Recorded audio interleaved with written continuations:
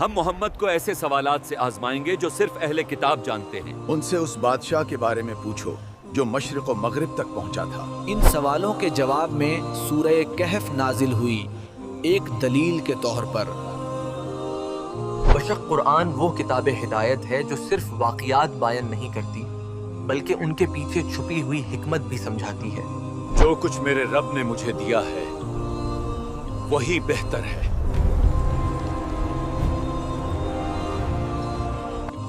اللہ نے اسے زمین میں اقتدار دیا اور ہر طرح کے اسباب عطا کیے۔ اے ذوالقرنین، یاجوج اور ماجوج زمین میں فساد پھیلاتے ہیں، کیا آپ ہمارے اور ان کے درمیان ایک مضبوط دیوار بنا سکتے ہیں؟ دیوار گر چکی ہے، اب ہمیں کوئی طاقت نہیں روک سکتی۔ بے شک قرآن ہدایت کی وہ کتاب ہے جس میں پچھلی قوموں کے واقعات انسانوں کی نصیحت اور سیکھ کے لیے بیان کیے گئے ہیں۔ انہی میں سے ایک ذکر یاجوج اور ماجوج کا بھی ہے۔ دیوار گر چکی ہے، اب ہمیں کوئی طاقت نہیں روک سکتی، جن کا بیان سورہ القف اور سورہ الانبیاء میں آتا ہے۔ یہ کوئی کہانی یا افسانہ نہیں بلکہ صرف قرآن کی آیتوں پر آدھارت حقیقت ہے۔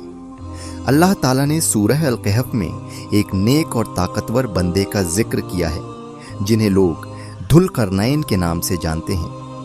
اللہ نے انہیں زمین میں حکومت اور ہر طرح کے سادھن ریسورسز دیے تھے۔ وہ مشرق، پورو اور مغرب پشچم کی طرف سفر کرتے ہوئے ایک ایسی قوم تک پہنچے جو دو پہاڑوں کے بیچ رہتی تھی۔ وہ لوگ زیادہ پڑھے لکھے نہیں تھے اور ان کی زبان الگ تھی، لیکن ان کی پریشانی صاف دکھائی دیتی تھی۔ انہوں نے کہا، اے ذوالقرنین، یاجوج اور ماجوج زمین میں فساد پھیلاتے ہیں، کیا آپ ہمارے اور ان کے درمیان ایک مضبوط دیوار بنا سکتے ہیں؟ اس سے پتہ چلتا ہے کہ یاجوج اور ماجوج ایسی قوم تھے جو ظلم اور تباہی کا کارن بنے ہوئے تھے۔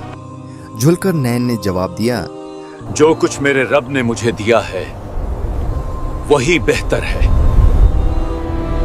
تم اپنی طاقت سے میری مدد کرو، میں تمہارے اور ان کے بیچ ایک مضبوط دیوار بنا دوں گا۔ پھر انہوں نے لوہے کے بڑے بڑے ٹکڑے منگوائے۔ دو پہاڑوں کے بیچ کی جگہ لوہے سے بھر دی گئی، پھر آگ جلا کر اسے تپایا گیا یہاں تک کہ لوہا لال ہو گیا۔ اس کے بعد اس پر پگھلا ہوا تانبا ڈالا گیا۔ اس طرح ایک بہت مضبوط دیوار تیار ہو گئی۔ قرآن بتاتا ہے کہ یاجوج اور ماجوج نہ تو اس پر چڑھ سکے اور نہ اس میں سوراخ کر سکے۔ یہ اللہ کی طرف سے ایک رحمت تھی جس سے فساد کو کچھ سمے کے لیے روک دیا گیا۔ ذوالقرنین نے کہا، یہ میرے رب کی رحمت ہے، لیکن جب میرے رب کا وعدہ آئے گا تو وہ اسے توڑ دے گا، اور میرے رب کا وعدہ سچا ہے۔ اس کا مطلب ہے کہ وہ دیوار ہمیشہ کے لیے نہیں تھی بلکہ ایک طے سمے تک رہنے والی تھی۔ سورہ الانبیاء میں اللہ تعالیٰ فرماتا ہے کہ جب یاجوج اور ماجوج کھول دیے جائیں گے تو وہ ہر اونچائی سے دوڑتے ہوئے نکلیں گے اور اللہ کا سچا وعدہ قریب آ جائے گا۔ دیوار گر چکی ہے، اب ہمیں کوئی طاقت نہیں روک سکتی۔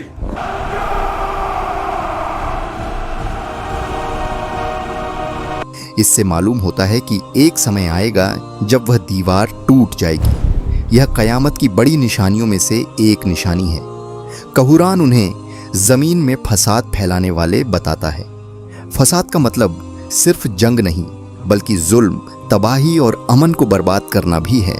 دھیان دینے والی بات یہ ہے کہ قرآن ان کی شکل، صورت یا اور زیادہ تفصیل نہیں بتاتا، کیونکہ مقصد ڈراؤنی کہانی سنانا نہیں بلکہ انسان کو نصیحت دینا ہے۔